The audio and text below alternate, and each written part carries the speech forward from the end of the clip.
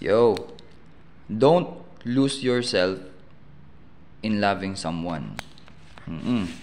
Bakit? Minsan kasi, kapag ang isang tao, nagsimula na siyang magmahal, alam mo yun, yung feeling na parang yung buong mundo mo, umiikot na lang dun sa tao na mahal mo. Imagine nung hindi mo pa siya kilala, nung talagang hindi pa kayo nag-uusap.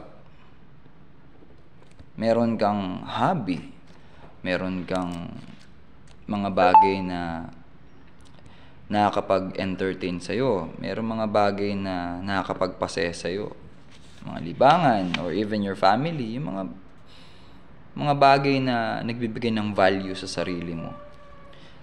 Kung aalalahanin mo, kontento ka nga sana nun eh. Masayang-masaya ka nung nandun yung mga bagay na yun sa buhay mo dati. Until it came a time na in love ka. So, sa kagustuhan mo na wag mawala yung tao na yun, ikaw naman yung nawala. Di ba? Kasi yun yung hirap minsan pagka nai-inlove tayo, pagka pumapasok tayo sa relationship. Parang takot na takot tayo na mawala yung tao. So, paglalaanan natin siya ng maraming panahon, maraming effort, minsan kahit pera na ibubuhos din natin. Tapos, unti-unti napapansin mo yung mga bagay na nag-e-enjoy kang gawin dati nung di mo pa kilala yung tao na yun. Wala na, di mo na ginagawa. Di ba? Pansinin mo, merong mga lalaki na ang ganda ng mga katawan, ang lalaki ng katawan. Tapos pagka na-in-love, biglang nagsisitabaan, di ba? Ibig sabihin, napabayaan na nila yung discipline nila sa katawan nila.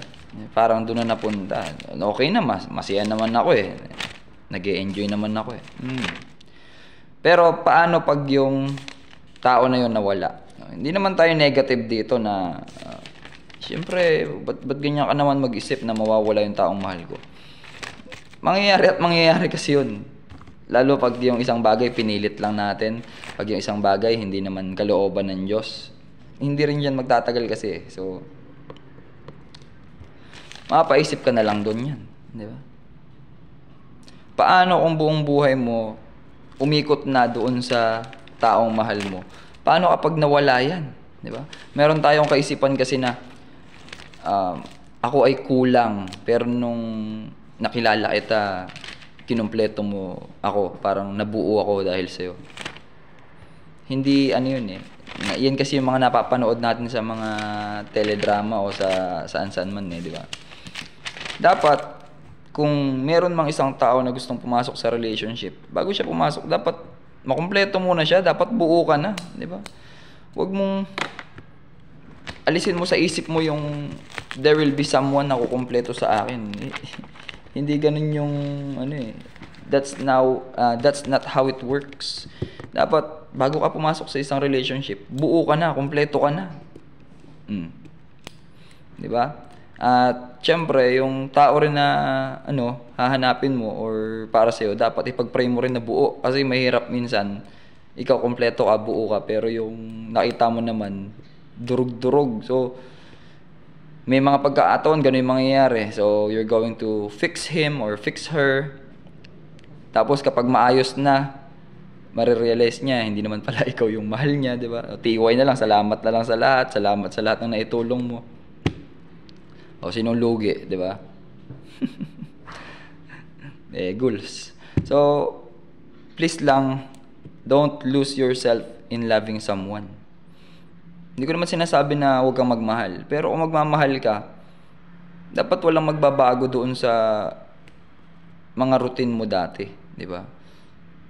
Yung tinutukoy kong routine dito, ito yung mga routine na nakakapag-develop sa sarili mo, hindi yung mga alam mo yun, like mga bisyo or pagsusugal or something na addiction sa pornography, mga ganun. Yun, kailangan mo talagang alisin yun para maiwasan mo yung infidelity sa relationship, 'di ba? Para mas ma-pursue mo yung purity, mas maging loyal, ma-build yung trust, no? Mas ma-build yung loyalty sa inyong dalawa. Ang tinutukoy ko dito na dapat ma-maintain mo yung routine, like for example, dati meron kang magandang relationship sa family mo. Dati Nakakapag-gym ka, dati meron kang sports, dati may skills ka sa pagluluto or any type of skill, painting, meron kang love for music, love for art. Tapos bigla, nung pumasok ka sa relationship, lahat ng mga skills mo na yun, nawala na kasi gusto mo, ituon na lang yung panahon mo, oras mo dun sa taong mahal mo. So, hindi healthy yun. Kasi, pag dumating yung araw na nawala yung taong mahal mo sa hindi maipaliwanag na dahilan kung bakit nawawala, no? Mawawala ka rin. Please, don't lose yourself in loving someone. Dapat, mawala man siya or nandyan pa rin siya, ganoon ka pa rin sa kung ano ka nung una. No? Kasi 'di ba, bago ka pumasok sa relationship, dine-develop mo muna yung sarili mo. Meron ka munang tinatawag na self-improvement. Oh. So, nung na-develop mo ni sarili mo, na-improve mo ni sarili mo, ready ka na pumasok sa relationship. Kung ano yung current status mo nun, na na-improve mo yung sarili mo, dapat, whether mag-stay yung taong mahal mo or mawala siya, nandun pa rin dapat yung self-improvement mo. Nagpapatuloy dapat. Kasi pagka nawala yon, pag nawala yung taong mahal mo, pati ikaw mawawala. Kaya mo, merong mga nagsisuicide, may mga talagang ayaw nang kumain, ayaw nang matulog, hirap na hirap silang maka-move on kasi buong buhay nila, nilaan na lang nila dun sa taong mahal nila. Di ba dapat ang una mong mamahalin sarili mo? Di ba? Appreciate yourself. At lahat naman ng yan, nagagawa mong mahalin yung sarili mo, it's because yung Diyos yung una nagmahal sa atin. Di ba? Sabi nga ng John 3:16, gayon na lamang ang pag-ibig ng Diyos sa sangkatauhan kaya't ibinigay niya si Jesus upang sino mang sumampalataya kay Jesus ay hindi mapahamak kundi magkaroon ng buhay na walang hanggan. So, kung hindi mo pa tinatanggap si Jesus sa buong buhay mo, ito na yung tamang panahon para tanggapin mo siya, sumampalataya ka sa Kanya, pagsisihan mo, talikuran mo yung mga kasalanan mo upang magkaroon ka ng buhay na, alam mo yun, sigurado naman ako, kahit sino sa atin naghahanap ng someone na merong banal na pagkatakot sa Diyos eh. Di ba? Kapag nangyari yun, magiging deserving tayo para dun sa tao na mamahalin natin or even dun sa family na pinaplano nating buuin in the near future. Kaya kapatid, this is the right time para tanggapin mo si Jesus. At sumunod ka sa kalooban niya. At read the Bible kasi nandun lahat ng mga plano, mga pangako, mga paalala ng Diyos sa atin habang tayo ay nandito pa sa lupa. So hanggang dito muna. Don't lose yourself in loving someone. Ingat.